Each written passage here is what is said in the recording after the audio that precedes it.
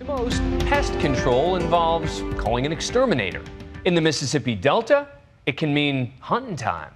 Going after some pretty massive monsters, gators that can grow up to 1,000 pounds. ABC's Gio Benitez joined those adventurous and fearless folk to see how they wrangle those reptiles. It's midnight, deep in the dark waters of the Mississippi Delta, and we're along for the final 48 hours of this record-breaking alligator hunting season. What lies beneath? Jurassic Park. These hunters are struggling to reel a writhing 11-foot alligator into their 18-foot boat. I told you not to stand up for that. We're in the Delta National Forest. It's the same place where, during Mississippi's alligator hunting season, 3 teams captured massive monsters, sparking headlines across the nation. This massive gator tips the scales at 741.5 pounds. Just this past weekend, the Stokes family in Alabama captured a true behemoth, 15 feet even, 1,011.5 pounds, the biggest caught in Alabama ever. And next door in Mississippi, meet Beth Trammell and her family of unusual gator hunters. Her son Parker, husband Rob, and brother-in-law Sean. They caught this 723-pounder, and just an hour later, Dustin Bockman and his team wrangled this one 4 pounds heavier. So on this night, we hit the pitch-black swamps of Mississippi with that ordinary suburban family turned reptile wranglers. Beth, you're a paralegal by day, alligator hunter by night. The alligator queen. The alligator queen. The Alligator Queen's family catching that giant gator on their first hunt ever. Very first time to ever go alligator hunting. That was our second night. It felt like you were in the presence of a dinosaur. Yes. You felt It that? looked like it. It looked like it. That's what I said. It looked like the Loch Ness Monster. Were you ever scared? Yes. Yes. Very scared. He pulled us around in circles for probably an hour and a half. It's her son Parker's 18th birthday, and he's looking to catch a second gator. Aboard their 12-foot wrangling rig, we spot the first gator. And Sean throws out his line, hooking the gator's foot. Oh, he's right here. It's about 5 feet long, which makes it a legal catch. I mean, it's beautiful, really. That's beautiful. But the night is young, and they let it go. It's gone.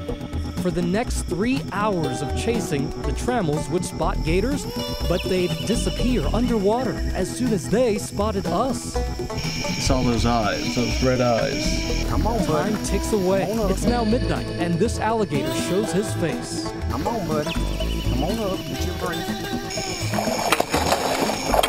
At about 5 feet long, it's the one they want. Some people might be wondering, why do you do this? We eat the meat. I don't see it any different than the prepackaged meat in the grocery store. In fact, with that giant catch, they'll have 120 pounds of meat, enough to last months. All right, let's get the hand sanitizer out. It's hydrogen peroxide. I'm serious. I'm not kidding. Such a mom thing to say. Yes. Is it safe? It is safe. It is safe. We've only had 2 accidents reported. Both of those were fairly minor. We had one person that actually got bit on the hand. Biologist Ricky Flynt, the hunt coordinator, She's going to come out. She'll be right at the edge of the boat. took us right to a female gator's coveted spot, her nest. He says they are so big because for years nobody was allowed to hunt them.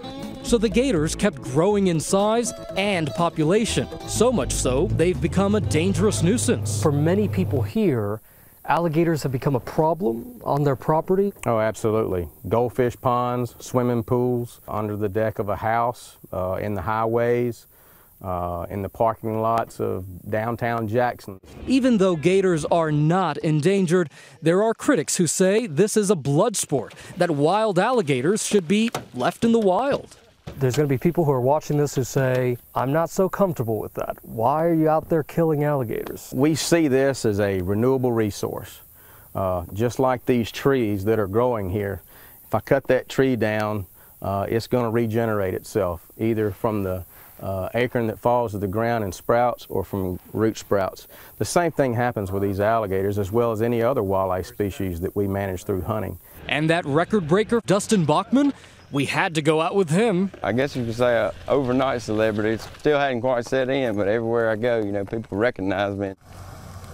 Ready to go see if we can find a good one. Dustin and his team are looking for an even bigger catch tonight. Hunting an animal, you know, 700 pounds is something that could eat you, has thousands of pounds of jaw pressure. It's pretty exciting. It's not a competition, but we try to, you know, take an older animal, and that's what we shoot for. So 4 hours go by without a bite. we've seen maybe, I'd say 40 or 50 alligators, and got close to a couple, but not close enough to get a shot. Now at 3 a.m., his team spots the big one. Jerk the line.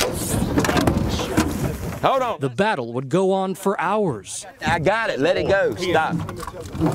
In the end, an 11-foot monster. Y'all be careful when that goes down. Captured right in front of our cameras. Each hunter allowed 2 gators in this 10-day season.